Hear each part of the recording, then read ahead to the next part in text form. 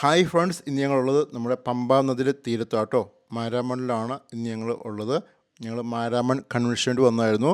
ഇന്ന് ഞങ്ങൾ ഫാമിലി മൊത്തമായിട്ടാണ് വന്നു കേട്ടോ. നമ്മുടെ ഷിൻസി ഉണ്ട്, പേരൻസ് ഉണ്ട്, മക്കൾ 2 പേരും ഉണ്ട്. ഞങ്ങളെല്ലാവരും കൂടെ ഫാമിലി ആയിട്ടാണ് ഞങ്ങൾ മാരാമൺ കൺവെൻഷന് വേണ്ടി വന്നത്. ഇത് 130ാമത്തെ കൺവെൻഷൻ ആട്ടോ. ഈ 2025 നടക്കുന്ന ഈ കൺവെൻഷൻ 130ാമത്തെ കൺവെൻഷനാണ്. ഇപ്പോൾ സമയം ഏകദേശം 4 മണി ആയിട്ടുണ്ട്. അപ്പോൾ ഞങ്ങൾ വന്നപ്പം ഏകദേശം ഒരു മുക്കാൽ മണിക്കൂർ ഞങ്ങൾ സുവിശേഷ പ്രസംഗം കേൾക്കുണ്ടായി. നല്ലൊരു പ്രസംഗമായിരുന്നു. അതിനുശേഷം ഞങ്ങളിപ്പം പന്തലിൽ നിന്ന് ഇറങ്ങി. കാരണം പിള്ളേർ ഇച്ചിരി വഴക്കായതുകൊണ്ട് ഞങ്ങൾ പുറത്തോട്ട് ഇറങ്ങി.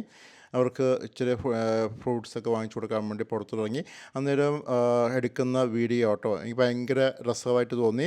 അത് എനിക്ക് തോന്നുന്നു സ്റ്റാർട്ട് ചെയ്ത് 1896 എൻ്റെ ഒരു അറിവനുസരിച്ച് 1896 ഇത് സ്റ്റാർട്ട് ചെയ്ത്. എന്നെ അത്ഭുതപ്പെടുത്തിയ കാര്യം വെച്ചിട്ടുണ്ടെങ്കിൽ ഇവിടെ ഉള്ള ആ ഒരു പന്തലാട്ടോ, ആ ഓല കൊണ്ട് നിർമ്മിച്ച പന്തൽ എന്ന് പറയുമ്പോഴത്തേക്കും വലിയൊരു പന്തലാണ്. അപ്പോൾ ഇന്നത്തെ കാലത്ത് ഈ ഓല മെടയുന്നവരൊക്കെ ഞാൻ കണ്ടിട്ടില്ല ശരിക്കും പറഞ്ഞാൽ. അപ്പോൾ എന്നെ അത്ഭുതപ്പെടുത്തിയ കാര്യം, ഇത്രയും വലിയൊരു പന്തൽ, അത് പൂർണ്ണമായിട്ടും ഓലയിൽ എത്ര ദിവസം കൊണ്ടാണ് ഇതുണ്ടാക്കിയെന്ന് എനിക്കറിയില്ല.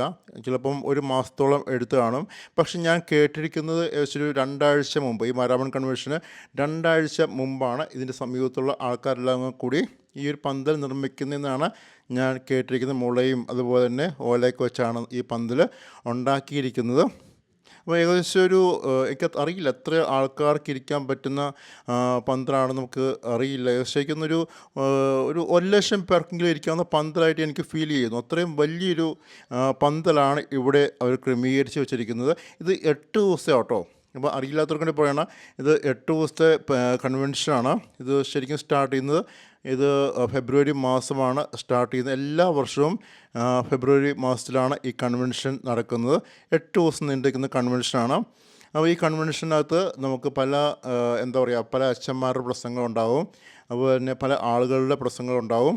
ശരിക്കും പറഞ്ഞാൽ ഈ ഒരു ഭാഗത്തിൻ്റെ ഒരു ഉത്സവം പോലെ കേട്ടോ. ഇതിന് ചുറ്റും നമുക്ക് കാണാൻ പറ്റും, ഒത്തിരി ഷോപ്പുകൾ കാണാൻ പറ്റും. അപ്പോൾ ഈ കൺവെൻഷൻ വരുന്നത് എല്ലാവരും തന്നെ ഈ പ്രസംഗമൊക്കെ കേട്ട് കഴിഞ്ഞ് പിള്ളേർക്ക് വഴക്കായി കഴിയുമ്പോഴത്തേക്ക് അവർ പുറത്തിറങ്ങി ഈ കടകളിലൊക്കെ പോയി നിൽക്കുന്നത് കാണാം. അവിടെ കുറേ ഷോപ്സ് ഉണ്ട്, ഇഷ്ടം പോലെ പലതരത്തിലുള്ള ഷോപ്സ് ഉണ്ട്. കൂടുതലും ഈ പറഞ്ഞ പോലെ ഫ്രൂട്ട്സ്, അതുപോലെ പലതരത്തിലുള്ള ലേഡീസ് ഐറ്റംസ്, ചെടികൾ, വലിയൊരു ഒരു കാർഷിക നേഴ്സറി തന്നെ എൻ്റെ സമീപത്ത് ഞാൻ കാണുകയുണ്ടായി. താൽക്കാലികമായി ഉണ്ടാക്കിയേക്കുന്നതാണ്.